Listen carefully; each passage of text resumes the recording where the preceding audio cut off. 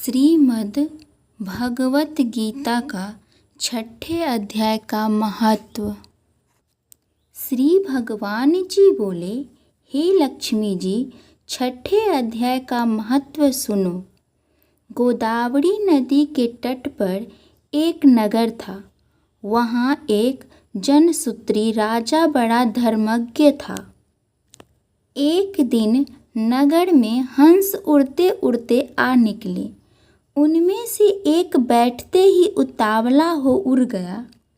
तब नगर में पंडितों ने कहा, हे हंस, तू ऐसा उतावला क्यों उड़ा है?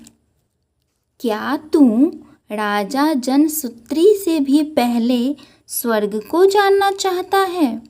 तब उन पक्षियों में जो सरदार था, उसने कहा, इस राजा से भी बढ़कर एक रैयक मुनि श्रेष्ठ हैं।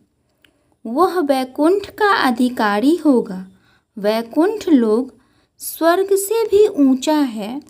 तब राजा ने मन में विचार किया कि मुझसे उसका पुण्य बड़ा होगा जिसकी यह हंस स्तुति करते हैं।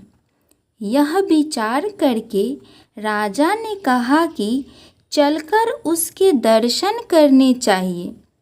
राजा ने सारथी से रथ मंगवाकर उस पर बैठकर प्रथम श्री काशी जी में जाकर गंगा स्नान कर ब्राह्मणों को दान दिया और शिवजी महाराज के दर्शन किए।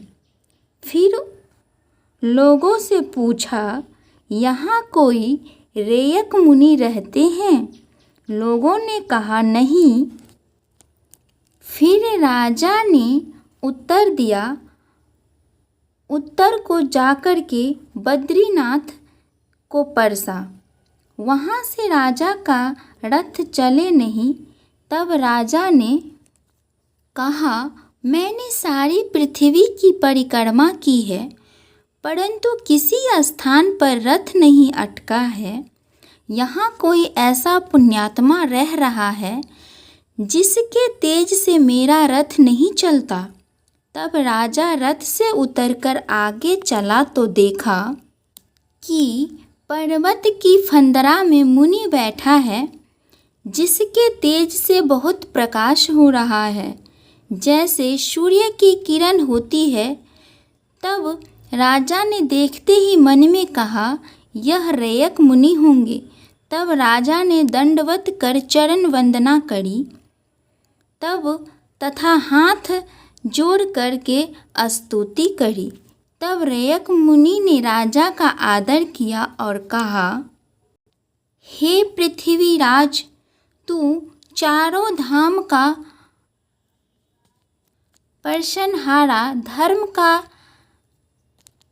साधनहारा है। तू पुण्यात्मा है। तब राजा ने मुनि से कहा कि आपका तेज ऐसा किसके बल से है? तब मुनि ने कहा, हे राजन, मैं नित्य प्रति गीता जी के छठे अध्याय का पाठ करता हूँ। इस फंदरा में मैं उसी का प्रकाश है। यह सुनकर राजा ने अपने पुत्र को बुलाकर कहा, हे पुत्र, आज से तू राज्य कर। अब मैं तीर्थ को जाता हूँ। इतना कहकर राजा ने राज्य त्याग दिया। और जब रैयक मुनि ने गीता जी के छठे अध्याय का पाठ आरंभ कर दिया, तब वह राजा भी पाठ करने लगा। एक दिन प्राणायाम करके दोनों ने देह त्याग दी। तब स्वर्ग से विमान आया, जिस पर बैठकर वह दोनों वैकुंठ को गए। इति श्रीमद् भगवत गीता के छठे अध्याय। प्रेम से बोलिए जय जय श्री कृष्णा। प्रेम से बोलिए राधे राधे।